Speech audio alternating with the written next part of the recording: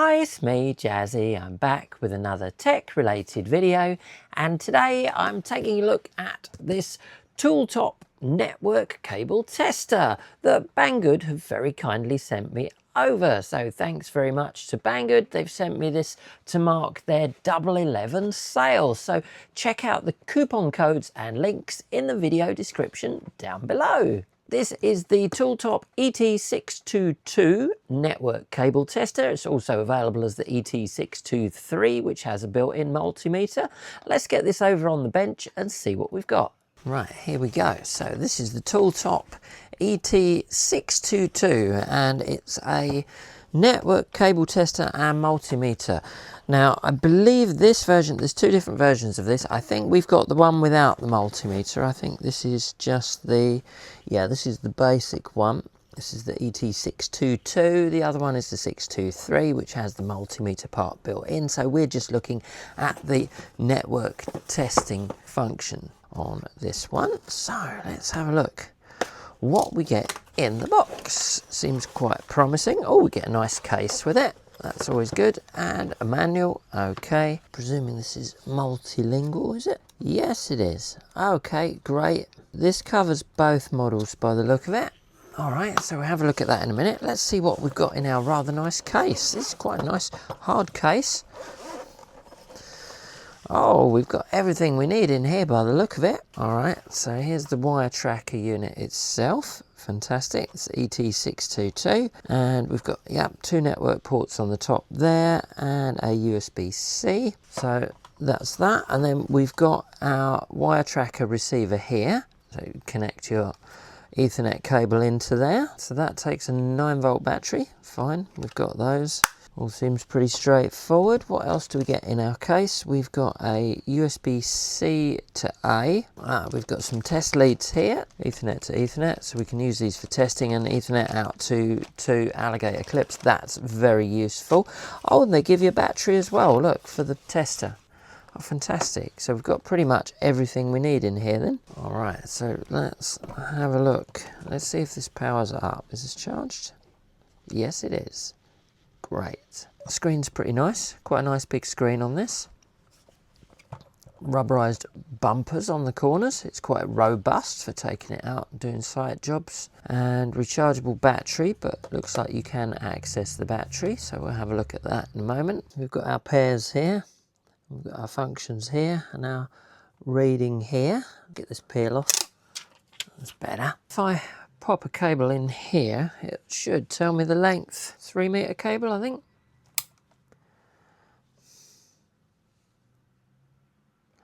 Pretty quick, 3.3 meters.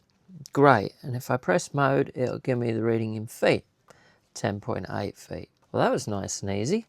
There's quite a lot of functions on here. You can check that the pairs are correct, and you can check if there's a break in the cable, if it's damaged. I've got various test cables that we're going to try with this. You've got a port flash as well, so you can check which port of a switch your cable is going to. If you don't know which port it's going to, you're never quite sure sometimes if a cable hasn't been labelled properly, which port you're going to. So you've got the ability to stick this on the end of a cable and it'll flash the port so you know which cable is which. That's pretty useful. We also got some PoE tests, non-contact voltage as well. Going to be pretty handy this. So what we'll do then, let's get the battery in the receiver and we can do some tests. I've got various cables we can use here. You can also use this for IDing cables as well. If you've got the ID tags, don't come with this, but you can buy them optional. They're pretty standard. Pop that in. And of course the main unit itself is USB-C rechargeable, so it's only this one that we need to install a battery in. Oh, we've got a light on there as well. That's useful. Actually, that is quite useful because sometimes when you're prodding around looking for cables in a dark switch box, actually nice to have a light. And I think you've got a light on this one as well. Yeah, just hold down the second button there. Gives you light on there. Hold down again, turns it off. It's actually quite useful. When you're doing anything with network cables, you're generally working in a really dark space. I've got switches and stuff down behind my screens here, And trying to work out which cable goes where sometimes is an absolute nightmare. So this is actually going to prove itself very useful. All right, so when I tried this cable just now, it read it as 3.3 meters. It's a 3-meter cable. I don't know how accurate the length of the cable is, but I don't know how accurate this is. So what I'm wondering is, does it make any difference if I use this to terminate the cable? Because this, although we don't have the IDs for this, this will have an ID of its own, which we'll have a look at in a sec. Does it give me a more accurate reading? We're still on length there. 3.1 meters, which is closer. So yeah, it will measure an unterminated cable, but obviously that makes a difference. It does actually say in the spec that the measurement range for length is 2.5 to 400 meters. So I think we'll have more luck with some longer cables. I have got some here we can test. So this receiver will have an ID. So if I go to ID, you have to press the power button to move along the functions there, and it goes around like clockwise. Some of the tests you have to be in different ports. You've got 2 ports on the top there, so some tests you need to be in this port, like the cable length test. For the ID test you need to be in this port. Now if you're not sure which port, it gives you a little flashing indicator. It's telling me there, put the cable in there and I might give you an answer. That's what it's saying. All right, so put the cable in there and yes, it's giving me an ID of 15. So you could still use your other ID tags. They're pretty standard, and you can use this as well, and this will be ID 15. So when you're trying to ID cables, you've got a lot of cables in a setup. You can put ID tags on the end of the cables, hook this up, and then you can work out which cable is which and actually put some labels on them, which is always very useful. Now, this button here on the multimeter model, which is the upgraded one, which has ports that look like this. I don't know why it's still got this symbol on here. That's for the multimeter model. It has ports there, test ports for your test leads. On this model, it just takes you back to the beginning. So each time you press the mode button, it goes along and then it goes down and then it goes back along this way, like goes around clockwise. Not a problem. So we've seen the length test. We know it can give us the length of the cable. We know it's more accurate when we terminate it with this. This tracker does have analog and digital modes, by the way. We'll have another go with that in a bit. In terms of non-contact voltage, okay, seems to do its thing. Yeah, I totally get why they'd have that on there if you're working on network stuff and you come across some cables. You need to know if you've got mains near you where you're working, then yeah, you could use that non-contact voltage. That's fair enough. If we go on to the test mode, this will test for things like open circuit, crossover of the cables if they've not been punched down correctly, and short circuits, things like that. Zoom out. Right, so I've got a little test rig here. This is the network tester testing rig. What I've done is I've prepared some joins in cables. This is joined correctly here. Colours will line up with what's on the coupler there. And then I've got another one here which I have deliberately joined incorrectly. So we're going to see if the network tester is going to pick this up. So firstly, what I'm going to do is we'll go back to length. Let's have a look at this cable because this is definitely long enough. Let's see what it gives me. 9.3 meters. Okay, gives me my pairs there. Now, on the length test, this is not telling me that the pairs are correct. It's not telling me that 8's going to 8 or anything like that. So it's giving me 9.3 meters. All right, now what if I put the receiver on the end just to terminate it? Will it give me 9.3 meters? It gives me 8.7. I suspect it's somewhere in between those two measurements. It was a 10-meter cable, but I cut a bit off for something else. Anyway, that's that. So let's go into test. It tells me I need to plug in this side. So let's do that. There we go. Now it's going to test the cable. Now, although that looks the same as what we had on the length test, this is actually telling me where the wires are going inside the network cable. So it's telling me that 1 goes to 1, 2 goes to 2. We're all good. If I were to pull one out, where's my little gadget here? Right. So if I pull one of these wires out, we should see number 5 disappear when I pull this out. Yeah, gone. There you go. That's gone. It's telling me that whoever made this cable didn't do a great job, because number 5 is not connected. If I put number 5 back in, number 5 is back in.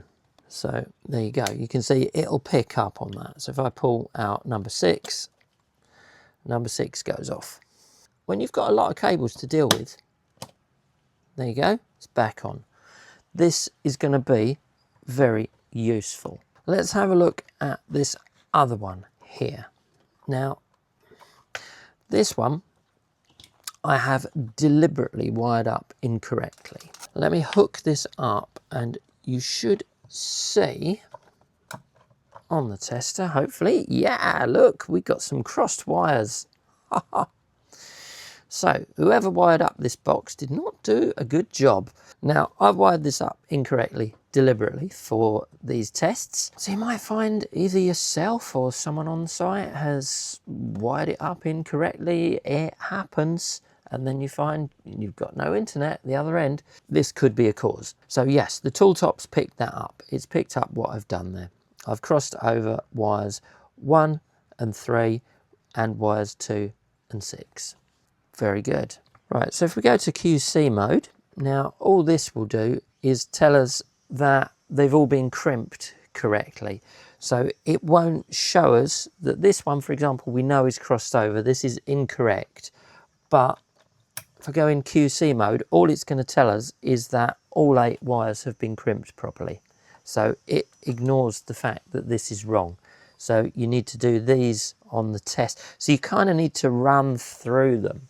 It reminds me a little bit of the old BT testers for testing the phone lines. And indeed you can use this for testing phone lines, which is why they give you that additional little cable with the crocky clips so you can test telephone lines and stuff. Right, so if I go to scan, now this will enable you to use the receiver to look for a signal in a cable. If you've got a whole bunch of different cables going different places and you're not sure which ones contain a signal, you can hook this up to each cable in turn and use this to detect the signal. So imagine the scenario then, you've got this whole bunch of cables that's going somewhere, but you don't know which one is which. So you just plug this into the other end of one of your cables. You know, you could be tens or hundreds of meters away from the other end where you go to your switch or your hub or whatever, and you've got all these. Well, you can just use this. So I've put this in digital mode, and there we go, a little bit noisy. So you can just run the probe along and go, well, there's no signal on that cable.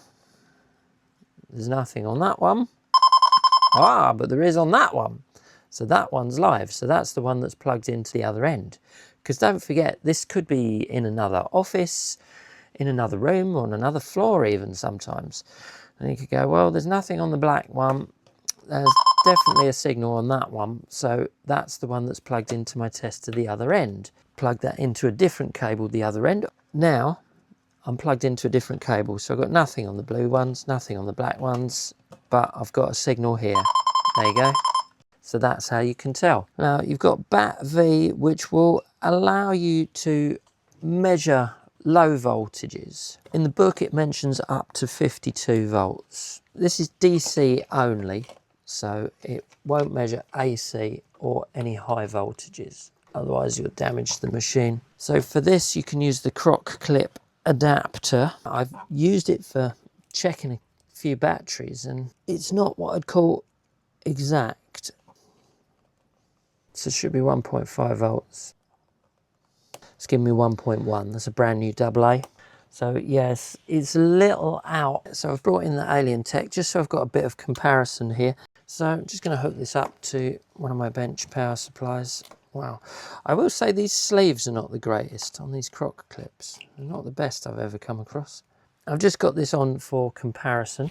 So let me switch that on. You get that to roughly 5 volts. And we're getting 4.8 on the TOOLTOP there. If I go up to 10, yeah, 10.6 on here. Okay. We're just over 15, we've got 16.6, so it's not accurate at all. And it'll give you an indication if you're just checking to see if there is a voltage on a phone line or something, then yeah, fine. But at 20 volts, just over, we're getting 22.4, yeah, 30 volts, 34, yeah, okay, fine. All right, so yeah, as I suspected, is not the most accurate. You wouldn't really use it for that. You'd just use it for checking if there was a voltage present, mainly. Right, continuity then. Now, according to the manual, this is mainly for testing continuity in phone lines. It's a little bit like the tests we did with that old-fashioned BT tester a while back. Open line, 0 ohms. We could probably test this actually with a decade box. So let's do a quick check. I want to see at what point it goes from short circuit to open line. Typically most multimeters are up to 50 ohms for continuity. So let's try this. So let's try 100 ohms. Nope, still short circuit. 1K. Wow, so the unit still thinks there's continuity at 1K. Right, so 1K. Nope, still short. 5, still short. 7, 8, 9, 10K. No, still showing short circuit. What? So 10K, 20K. There we go. 20K. Wow. Somewhere between 10K and 20K. It goes from short to open line. So it's literally go or no go then. No more.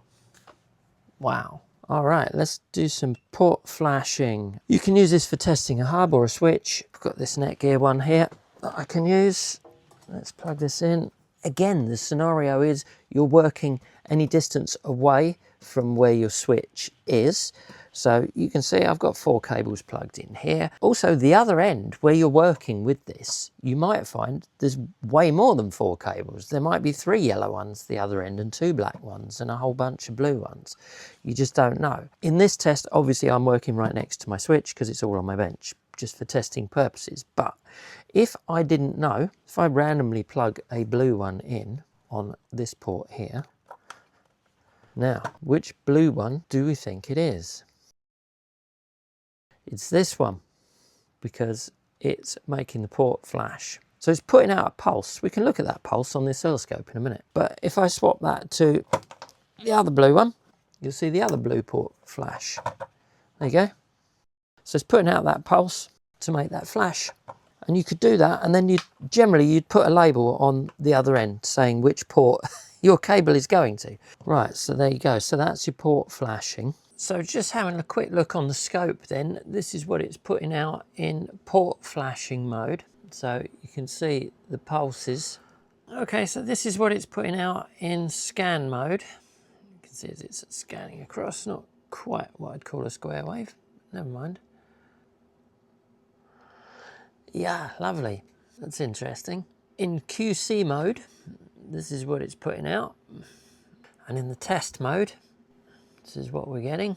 PoE, now this will check for voltage coming in. If you've got a cable that's hooked up to a injector, you want to check that's working properly, you can plug your cable into this port here and it will check for voltage on your PoE. Let me just quickly take this next door where they've got PoE enabled hubs. We can try this. So I'm just going to plug this into a PoE enabled hub just to see if this works.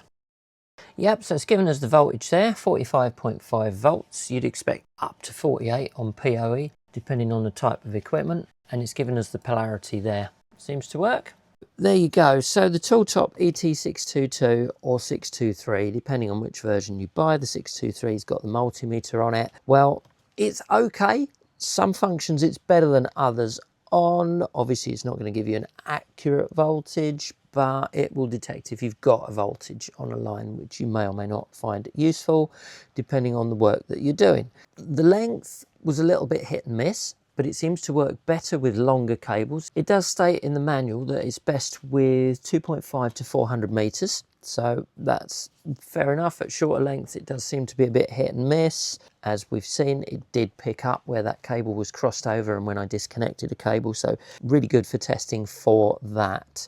Non-contact voltage was fine. ID, I'm sure, would work fine if you had some more ID tags. It picked up the ID of this pretty quickly. Port flashing, very useful. And continuity, more for testing phone lines rather than networking, but could be useful to have.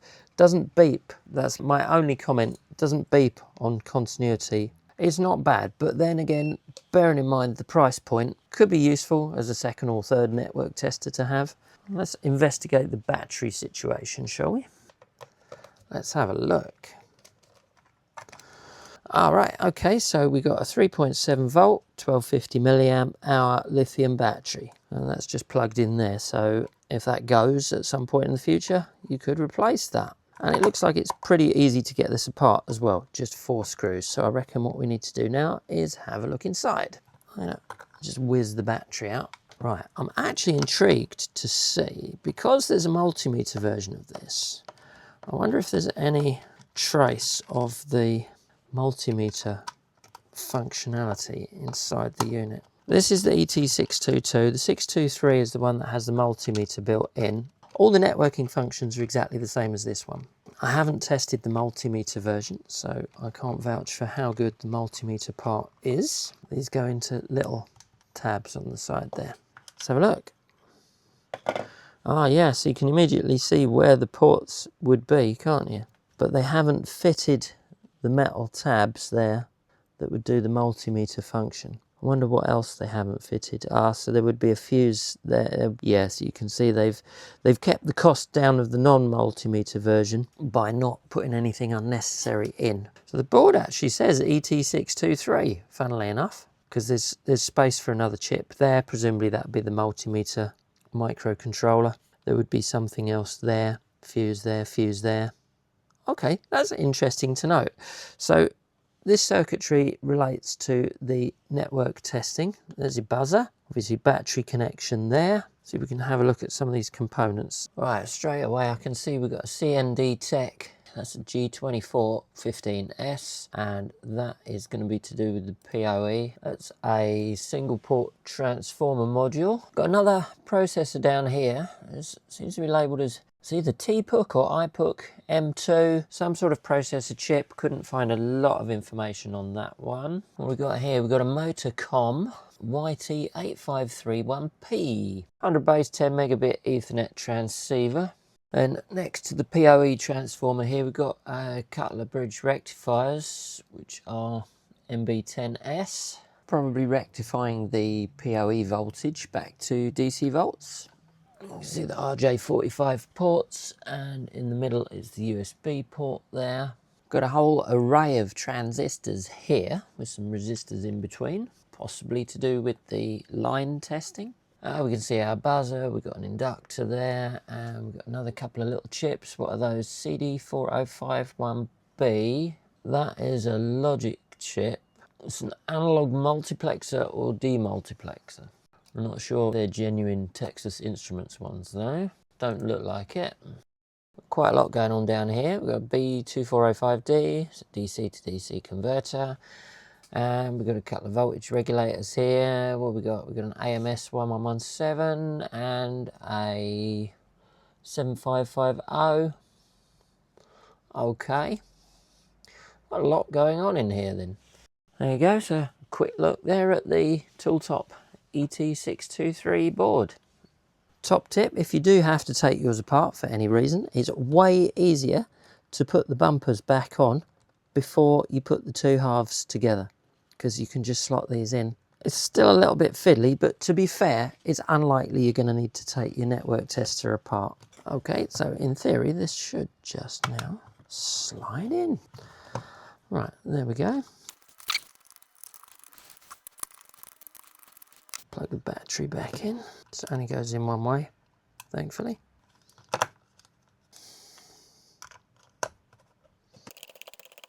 By the way, in case you were curious about the QR code on the cables that came with it,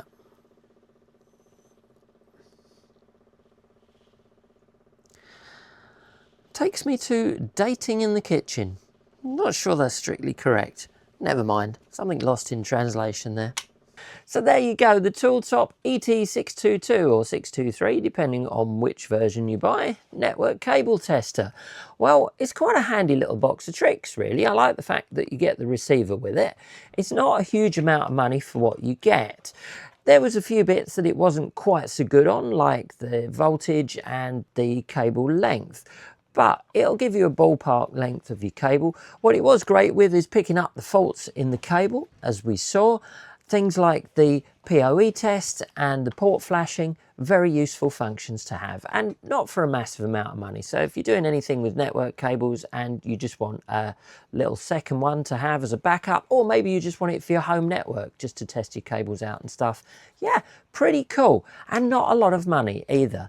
And the good news is we've got coupon codes, which is even better. So check out the link in the video description down below for a link to the product and to the coupon code. And big thanks to Banggood for sending me over this network cable tester to look at. So I hope you've enjoyed today's video, and as always, massive thanks to everyone for watching, sharing, liking and subscribing, and big thanks to all my YouTube and Patreon members. Don't forget you can support me on Patreon and buy me a coffee, which helps to support the channel and keeps me making more videos. I'll be back soon with another tech related video, but in the meantime, take care and I'll see you on the next one.